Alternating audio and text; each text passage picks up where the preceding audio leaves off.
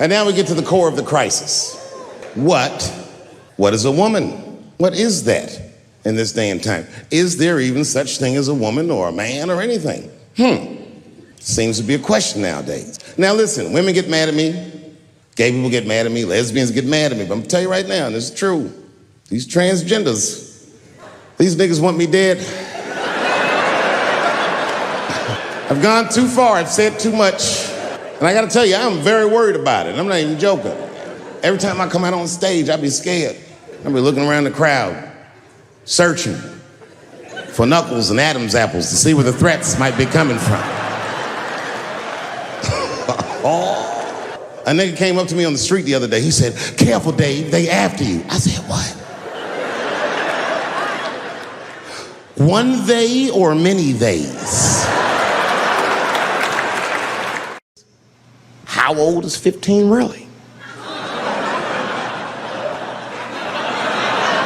Oh, that's a good question. That's a good question. I'm not saying that a person is as smart as they're going to be at 15. That's not what I'm saying, man. But I am saying 15 to me is old enough to decide whether or not you want to be pissed on. I mean, that's me. If you can't make a decision like that by the time you're 15, then just give up, motherfucker, because life is way harder than that. I make tougher decisions all the time. If you don't want to get pissed on, just get the fuck out of the way. It's not even a decision. If I start peeing on the front row, they're not going to have to calculate and think, oh, how do I feel about this? Am I okay with it? They just move. You can do that at 15. I could have. I've been 15. When I was 15, I was doing stand-up in nightclubs. I smoked reefer from time to time. Friends were selling crack. I was trying to finger fuck people. I knew what was happening around me to some degree. Getting pissed on was the least of my worries at 15. Trust me. But it keeps coming up. There's a lot of confusion around that age. Anytime 15 comes up, people freak out. Like when that girl, Elizabeth Smart, got kidnapped. Right? Remember in Utah last year, 15-year-old girl Elizabeth Smart was kidnapped, and then they finally found her and the whole country was relieved. And I was the only one saying, damn, she wasn't that smart after all. Not because she got kidnapped, that could happen to anybody. I'm not knocking her for that. I'm just saying, if you kidnapped me when I was 15, you gotta take me further than 8 miles away from my house, man. God damn. You can't hold me prisoner around shit I recognize. I'll break away. I'll break away. Fuck off me, nigga. That's my bus stop. I know where I'm at. I'm going home.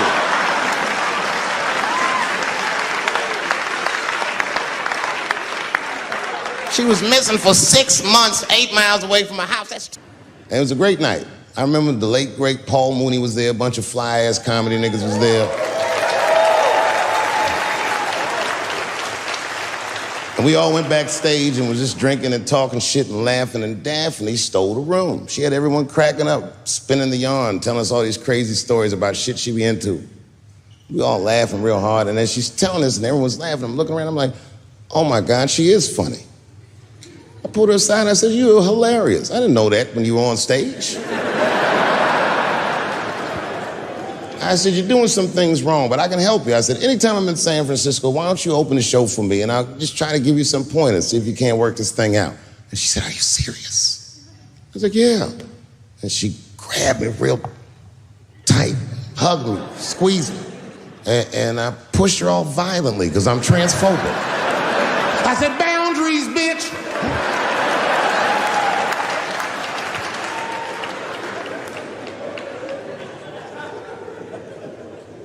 When Sticks and Stones came out, a lot of people in the trans community were furious with me, and apparently they dragged me on Twitter. I don't give a fuck, because Twitter's not a real place.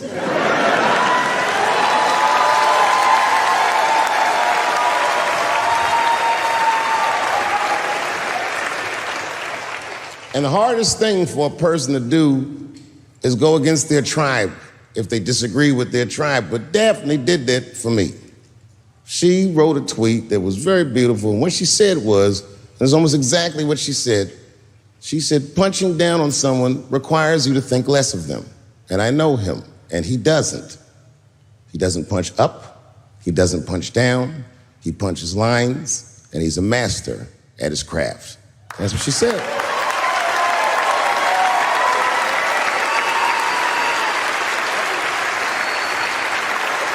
Beautiful tweet.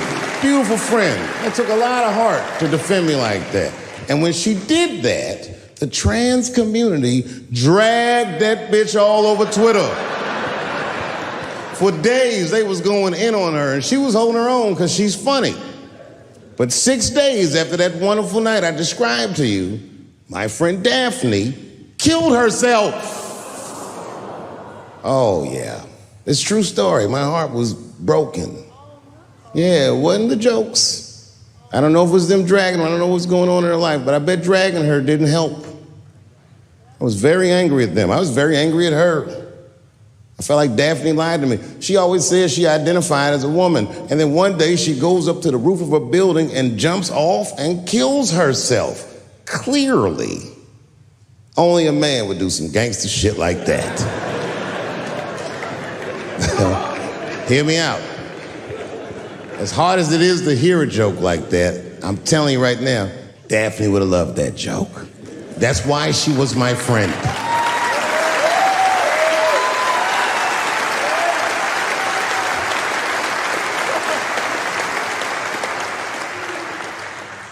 I was reading her obituary, and I found out she was survived by a daughter. And the moment I found that out, and this is true, Anderson Cooper from CNN texted me. And all he said was very nice. He said, "I'm sorry to hear about your friend." And I texted him right back, "New phone, who this?"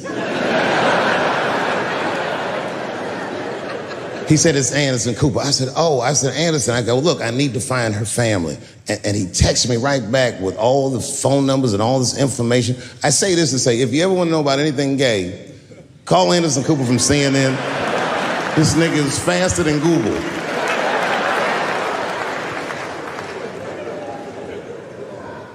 And what I did is I got in touch with the family and I started a trust fund for her daughter, because I know that's all she ever really cared about.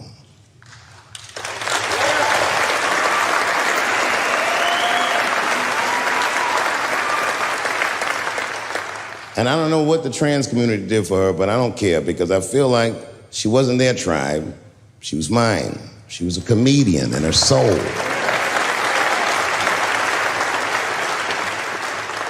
Her daughter is very young, but I hope to be alive when she turns 21, because I'm going to give her this money myself. And by then, I'll be ready to have the conversation that I'm not ready to have today. But I'll tell that little girl, "Young lady, I knew your father." And he was a wonderful woman.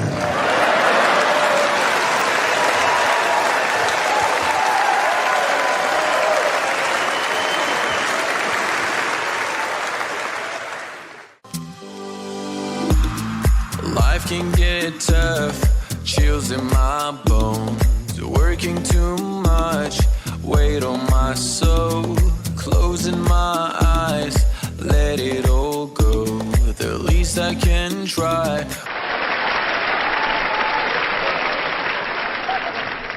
Sometimes, sometimes racism works out in black people's favor. Now, it doesn't happen often. It happens very rarely, but when it happens, it is fucking sweet.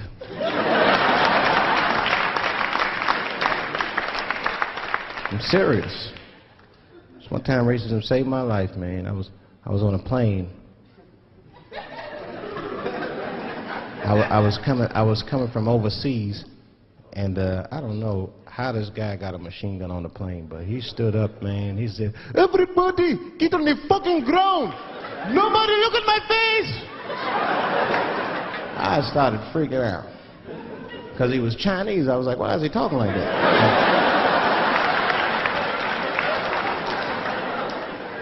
He was screaming and crying. I was the only brother on the plane. Well, I thought I was the only brother. I looked over, there was one other black dude. He was from Nigeria. I looked over at him, he was looking right in my face, man. He didn't say two words to me, he just looked at me, he was like...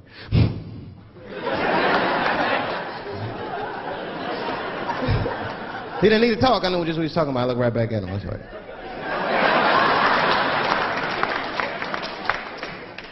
Some white dudes on the front of the plane seen us, they were like, "Oh my God."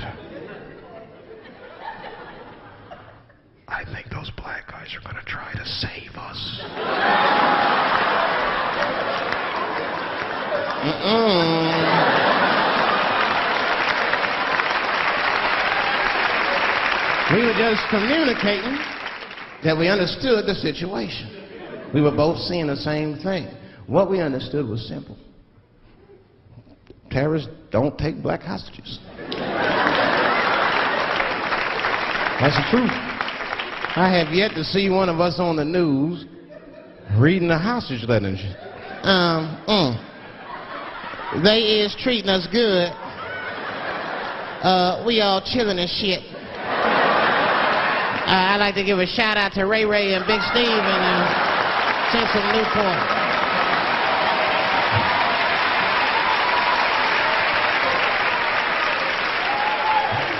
You're not going to see it. Terrorists are smart. They know what they're doing there, you know. They terrorists. They know that black people is bad bargaining chips.